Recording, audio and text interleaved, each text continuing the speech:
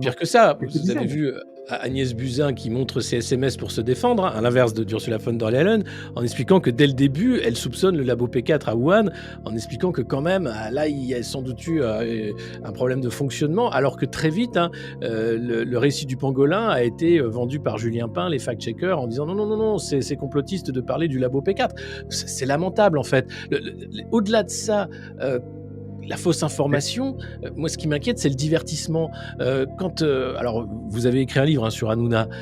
Quand on a la couverture de Paris Match, propriété de Bernard Arnault, qui fait la une avec Hanouna, le petit chéri de Bolloré, qui serait en couple avec Tiffaine Nozière, la fille de Brigitte Macron, et qui en fait sa une comme ça, alors que Hanouna est pris dans une affaire de violence, hein, d'intimidation, de manager, etc., et qu'il n'y a rien qui va dans cette affaire. C'est vraiment, il joue en fait avec le temps d'attention, le temps de cerveau disponible. et vous parliez d'Agnès Buzyn.